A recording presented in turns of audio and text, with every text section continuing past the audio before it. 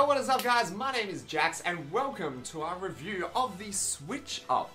So this Switch Up game enhancer is basically a thing that you can plug in to your Switch and it'll become a controller accessory or a actual controller as far as the game sees. So you will have to connect a controller through this thing from as far as I know. We're going to go ahead and open this one up and see what's inside. I'll try and keep the way I won't try and keep the box intact. We'll just see what's inside. Looks like this is all. Oh, it even comes with a little bit of a USB-C to USB-A accessory because if we wanted to play it on the go or for the Switch Lite, then that's a option there, so that's good. What else do we have? Oh, the instruction manual is sticky taped down. Okay, so we've got two pieces of information here. Warning, read this before attempting to use your Switch Up device. Before you connect the Switch Up device to your Switch dock, you must navigate to the Switch system settings and set Pro Controller Wide Communication to on. Not doing so will result in an error code requiring you to disconnect the Switch Up from the console, then reboot the Switch, and then change it to on. Alrighty, so what we're going to do is I'm going to... Actually, what we might do is we might update this one first because the update allows it to work with Pokemon. Thank you for purchasing the Switch Up. The online manual can be found at switchup.ca, which is the website that we will switch over to right now. So as you guys can see, this is the Switch Up website. Basically for this website, goes through all of the different modes and games that you can do. Sorry, I'm just looking over to the side where I can see it on my monitor.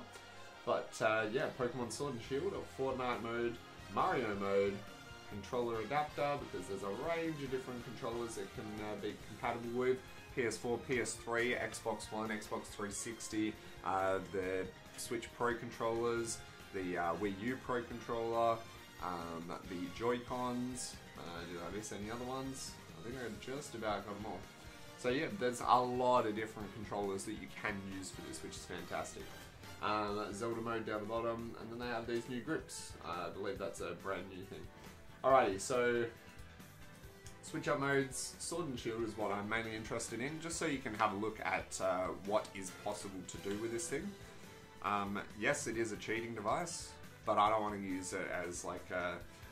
Oh yeah, I'm just going to leave the Switch alone, let it shiny hunt for me, and then I'll come back. So, single release Pokemon, basically you just press A on a button or whatnot, and it'll just start transferring it. So, single button release. Box release Pokemon, which is very, very handy if you've been hunting for a while. Shiny egg chaining. Basically, it'll just keep on going through. Which is pretty nice. So if I'm watching it but I'm controlling another screen or another game, it can be quite convenient. Max Raid Watt Generator, that is nuts. You end up with a ton of watts. Watt Generator, same sort of thing, different one. Rare Den Farming, same sort of thing. Easy Cycle, it just circles you around in circles, so good for hatching eggs, especially if you want a more manual approach to shiny hunting. Auto confirm, so that'll be good for getting, say, like Ding Bros, or we can also do it on the fossils as well, which would be quite convenient. Auto spin, yeah, Milcery is pretty much like the only reason why you use that. And Auto Roto Loto, so that's pretty good because it can find you some Master Balls and stuff, so pretty decent if you wanted to go with that. Box Surprise Trade, another cool feature, I like it. Advanced Shiny Chaining. Continuously receive eggs from the Route 5 nursery. That's not bad. I didn't know that was a thing. Box Egg Hatching. This mod will hatch boxes of eggs at the Route 5 nursery. Okay, so that's pretty cool.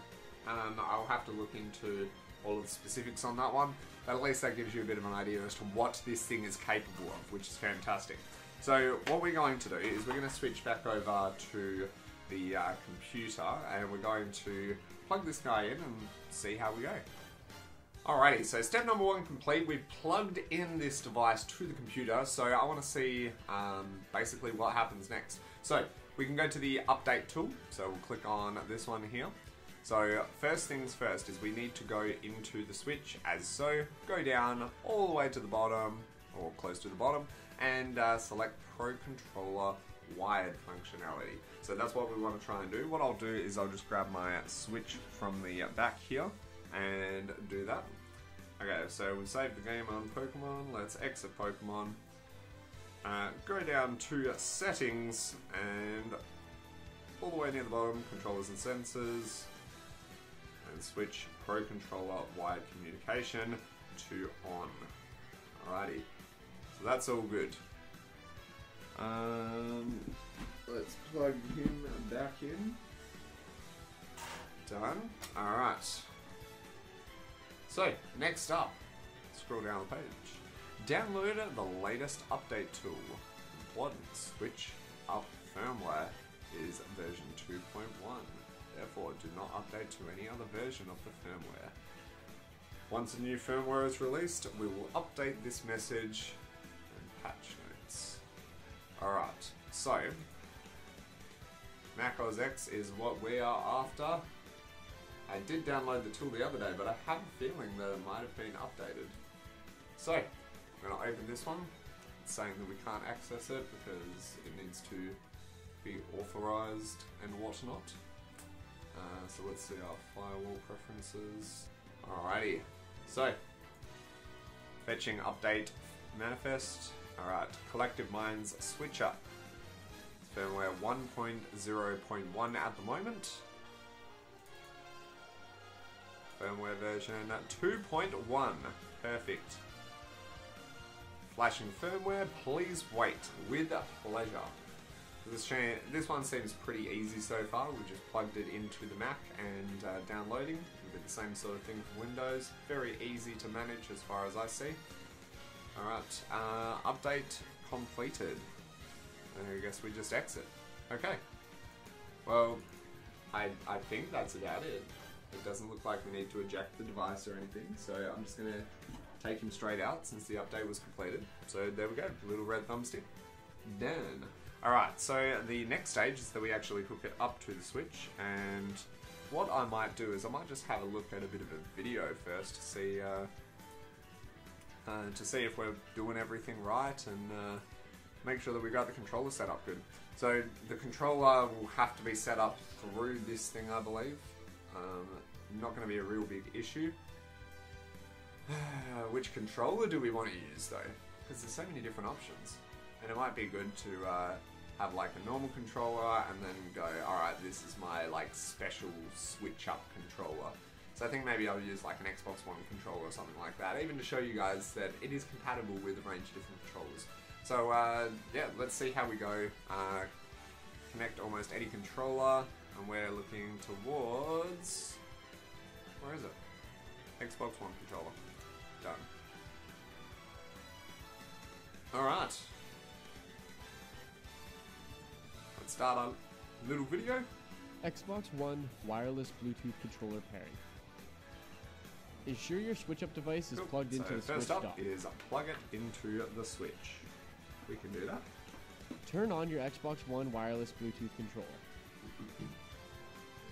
Next we've Press got to the get sync the button on Xbox your One controller. controller into pairing mode, or on, and then into pairing mode. Rapidly starts flashing. Now press the Bluetooth pairing button on the switch up You have device. to press the top The button LED to will pair. flash blue to show Bluetooth pairing has begun. Within 30 seconds, the LED will be white on the switch up Then- device, and the Xbox Solid, One wireless Bluetooth which means controller we're will connected. vibrate, indicating that the pairing is Alright. complete.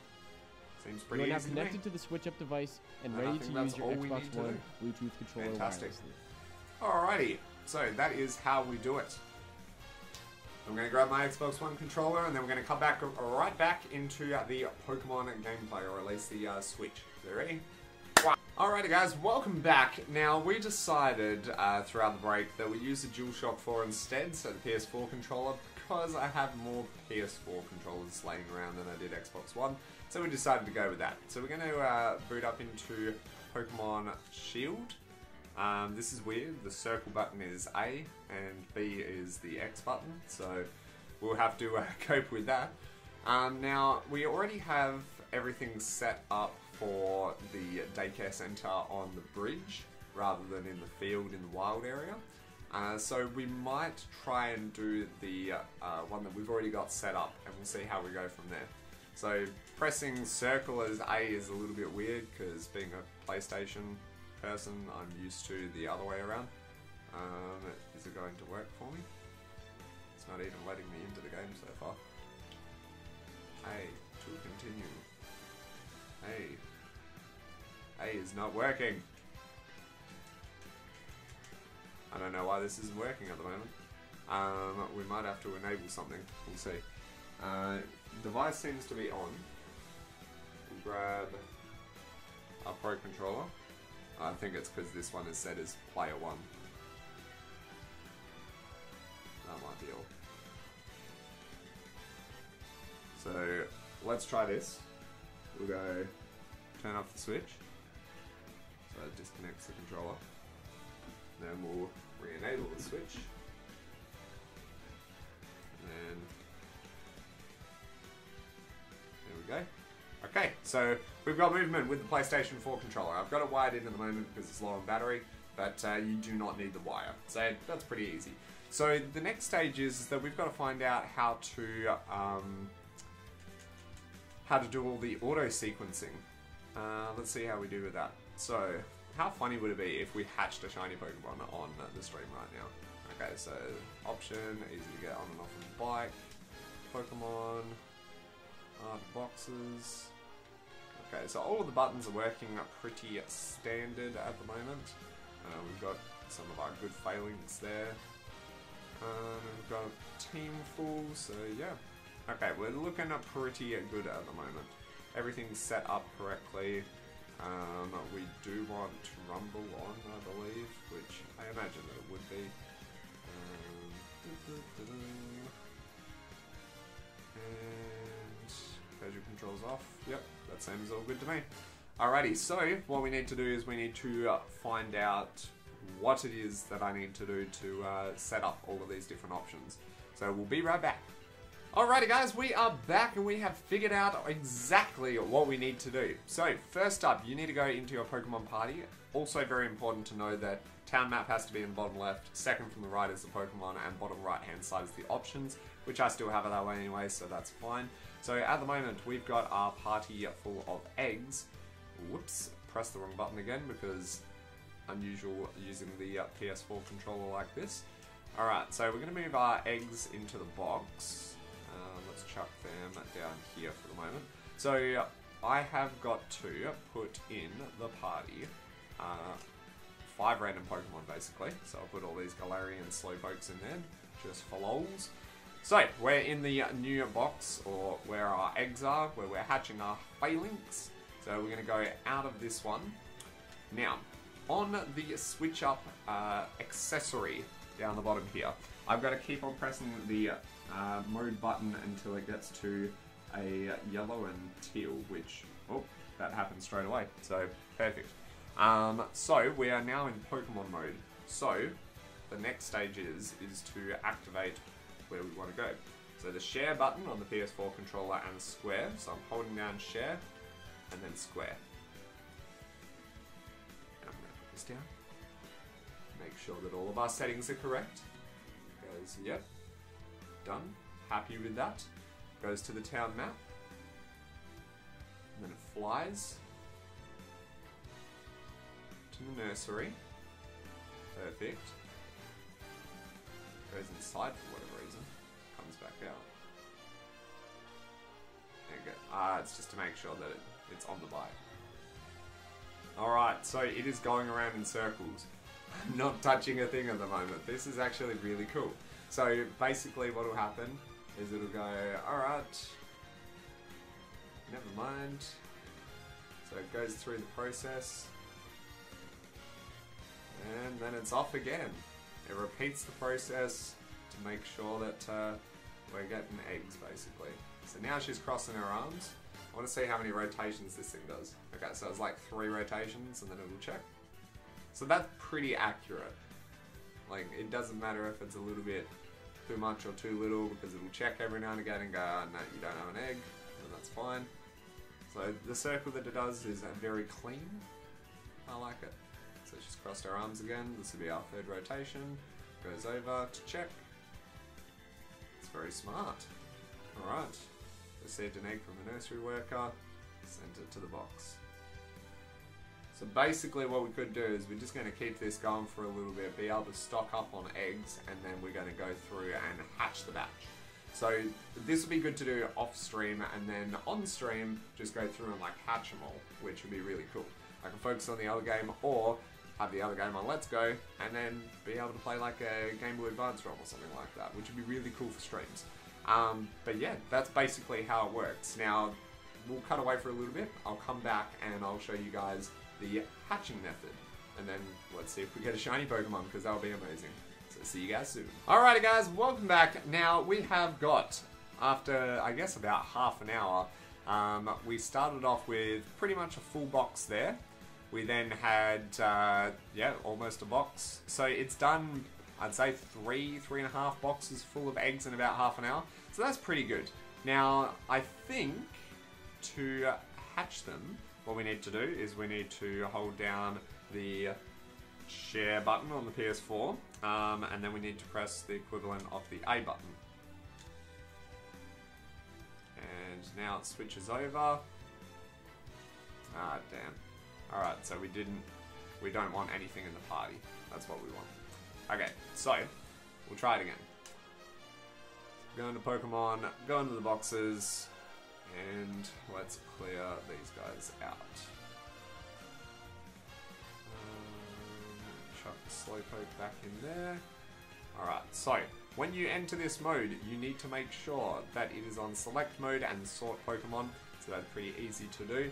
And then let's try this again and see if it does the correct thing. Okay, it's going. Chucked it in. Now, something that happened to stop the process is that it took me off of my bike, and it might have been because of the low battery or something like that, but I don't really know. So we're going to see how this goes and see if it hatches the eggs properly. So it's going into the town map. Flying over there. So yeah, ignore the low battery thing at the moment. I have no clue why that's doing that. Obviously, the control was low battery, so we will get around to doing that a little bit later. But it's made sure that we're off of the bike. Put us over at the side here. And basically, we're doing circles until we hatch the eggs. And then I'm pretty sure it will just keep on doing what it's doing until we've hatched all of the eggs. So we'll see. In terms of how long it waits to hatch these eggs, I'm not too sure. I don't know the process. So I guess let's just sit down and relax and see what happens.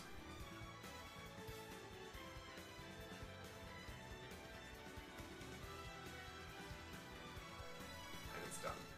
Alrighty. So we've completed a full box, and basically what we need to do is we need to go options, Pokemon, go to the boxes, switch the box, and then we go from here basically. So I would just click the share button and the A button, or circle button in this instance, and then away it goes. Selects the eggs, chucks them in, and off it goes. So this process is pretty easy. Obviously there are some other games that we can use this with, guys, but yeah, it goes through its little checks and everything. So it's not foolproof, as I saw with the thing before, but I think that might have had something to do with the low battery. It might have like just disconnected the controller momentarily or something. Who knows? But I really like this method, and it's good for just having that option there when you're trying to do other things and you want to do this at the same time. So we're going to easily manage at least 2 games, and yeah, we'll see how we go from there. But thanks very much for watching, guys. That was our review of the Switch Up Game Enhancer. I'm going to be using this one for Pokemon. I don't want to use it cheating like things like Fortnite or whatnot. I want it to be like, I'm here watching, but I'm just not in control of the controller because I can work on the other Switch instead. So, pretty good overall. I would say functionality wise, setup wise, it's not really out of the box sort of like set up, ready to go, but off of the website, they do give quite a bit of info. If the info was a little bit easier to reach, that would be even better, but overall, very good. So thanks for watching, guys. My name is Jax. I'll catch you next time. Peace!